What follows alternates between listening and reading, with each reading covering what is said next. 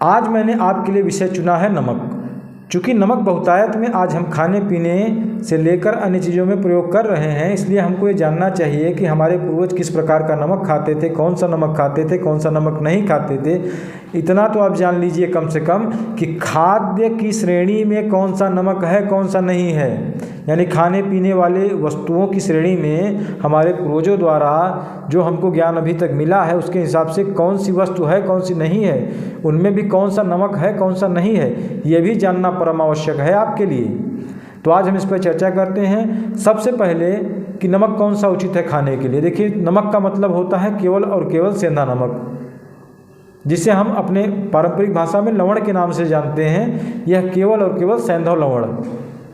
इसके अलावा जितने भी नमक मिलते हैं वो कुछ दोष पाप लेके रहते हैं। तो सबसे शुद्ध और बढ़िया नमक सेंधा नमक ही है। दूसरा जो हमारे यहाँ प्रयोग किया जाता है काला नमक। काला नमक प्राकृतिक रूप से कहीं नहीं मिलता।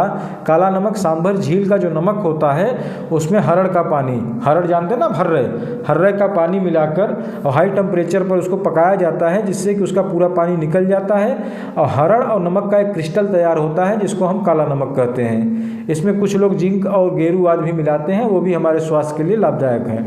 तो हमारे स्वास्थ्य के लिए बहुत लाभदायक होता है काला नमक, जो कि सांभर झील के नमक से बनाया जाता है।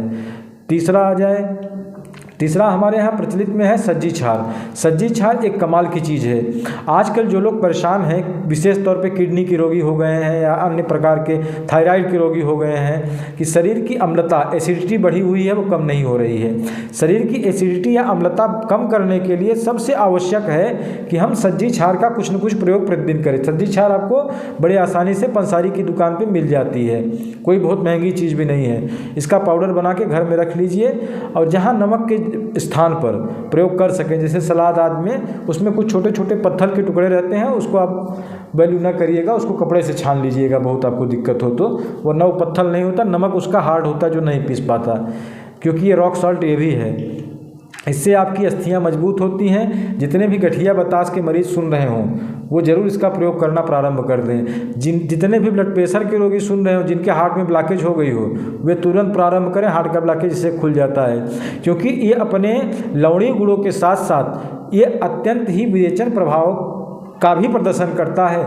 इससे आपका पेट साफ होता है, गैस शांत होती है, हृदय आदि रोगों में इससे लाभ मिलता है। हड्डियों के लिए तो ये बहुत बहुत बढ़िया है, क्योंकि इसमें मिनरल्स बहुत अधिक मात्रा में पाए जाते हैं, और मिनरल्स की अच्छी मात्रा जिनके शरीर में है उनकी हड्डियां कमज़ोर न होती हैं, ना तो घिसती हैं। तो ये हम समझ गए कितने प्रकार के नमक, कौन सा नमक प्रयोग करना चाहिए, कौन सा नहीं करना चाहिए। हमारे पूर्वजों द्वारा सर्वथा निषिद्ध किया गया नमक समुद्री नमक ही है। समुद्री नमक कहीं था ही नहीं। हमारे पूर्वज जानते थे कि समुद्र का नमक समुद्र का कोई वेस्ट प्रोडक्ट ही है, उसको खाने के रूप में प्रयोग करना हमारे लिए रोग कारक हो सकता है। तो ये हो गया कि कौन सा नमक नहीं खाना चाहिए। आज जो नमक खा रहे हैं हम नमक के नाम पे, वो क्या है? समुद्री नमक। एक तो नमक नहीं खाना चाहिए, दूसरा क्या है? दूसरा सोडियम डाइसिलिकेट। नोट करिए इसको, गूगल पे सर्च करिए तुरंत, सोडियम डाइसिलिकेट। सोडियम डाइसिलिकेट नाम का एक केमिकल कहिए, या उसको जो बालू होता है जो शीशा बनाने के काम में आता है, कांच बनाने के काम आता है, उस सिलिका, उसका एक बाई प्रोडक्ट इन लोग बनाते हैं, सोडियम डाइसिलिकेट, जो कि स्वभावतः हाइड्रोफोबिक होता है, हाइड्रोफिलिक नहीं होता। पानी को अपने आप से दूर भगाता है, मॉइस्चर को अपने आप से दूर भगाता है। क्यों डालते हैं इसको? ताकि उसमें फ्री फ्लो बना रहे, जैसे गिरता है भुर्रा, फ्री फ्लो, ताकि वो सूखा रहे, फ्री फ्लो बना रहे। जो कि नमक तेज़ी से मॉइस्चर को ऑब्जर्व करता है, क्योंकि नमक वो पानी से ही आया है, नमक का साथ पानी के साथ है। चलिए इसके आगे बढ़ते हैं। दूसरा, भारत में एकाएक लोगों को जो है ना, घेंघा के रोगियों को ठीक करने की इच्छा प्रकट हुई अंदर से, और इतनी तेज हुई कि उन्होंने नमक में पोटेशियम आयोडाइड ये मिलाना जो है एकदम कंपलसरी कर दिया।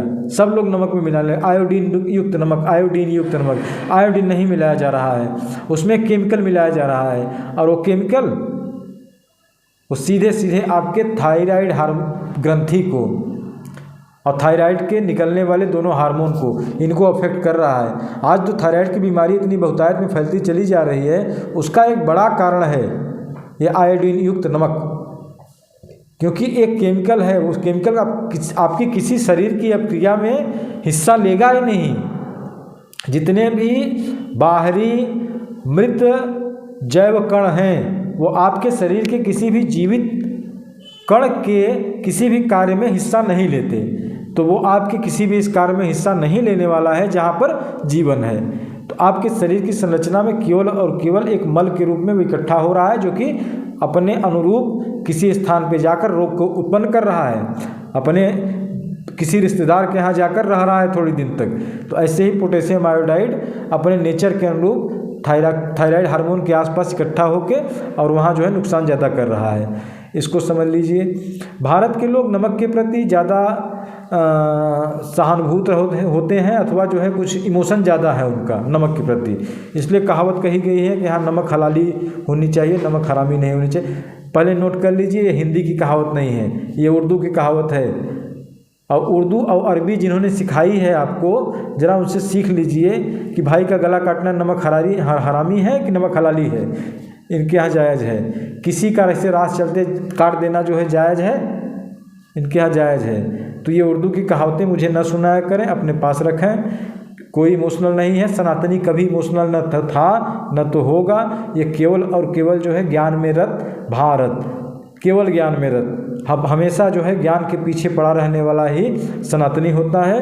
तो जो जितने सनातनी हैं वो लोग बिल्कुल से लपट जाएं इस ज्ञान को आगे बढ़ाने में, क्योंकि जहर के रूप में जो नमक हम खा रहे हैं फिर हमारी नदियों द्वारा समुद्र में गिराया जा रहा है। और एक साइकिल हम बना दिए हैं कि समुद्र का नमक हमारे किचन में, किचन से हमारे पेट में, और पेट से फिर नदियों में, नदियों से फिर समुद्र में। इस साइकिल का बने रहना उचित नहीं है, इसको तुरंत नष्ट किया जाए। इसके लिए आपसे सबसे निवेदन है कि जिस प्रकार घर में आप समुद्री नमक का प्रयोग करते हैं उसी प्रकार से आप केवल और केवल सेंधा नमक का प्रयोग करें। अति में प्रयोग न करें, अल्प मात्रा में करें, क्योंकि आपको सारे मिनरल्स की प्राप्ति जल से हो जाती है। जिनमें भी मिनरल्स की कमी आ रही हो, ये समझ लिया जाए कि वो पानी बहुत ही अल्प मात्रा में पी रहे हैं। यदि पानी अधिक मात्रा में पीना प्रारंभ कर देंगे तो उनके शरीर में कभी भी मिनरल्स की कमी नहीं होगी और वो चिरायु होंगे। दूसरा एक बात नमक के विषय में है, ये भी बता देता हूँ। अधिक नमक सेवन करने वाले के शरीर में पानी की मात्रा कम हो जाती है। क्यों? क्योंकि नमक का स्वभाव ही मूत्रल होता है। उस पर भी समुद्री नमक, ये टाटा नमक, जितने भी ये सब टाइप के नमक हैं आयोडीन युक्त, इनका सेवन करने पर आपको पेशाब भी ज़्यादा लगती है। या जिन रोगियों को पेशाब ज़्यादा लग रही हो वो तत्काल ही इन सब नमक का प्रयोग बंद करके सेंधा नमक का प्रयोग प्रारंभ करें। सेंधा नमक का प्रयोग करने पर एक मध्यम परिवार में या एक बड़े परिवार में ही 50-60 रुपए का खर्च महीना का बढ़ता है, लेकिन इससे परिवार के जितने भी हड्डी के रोगी हैं, गठिया के, बतास के, कमर दर्द के, इन सब को जो है आराम मिलता है।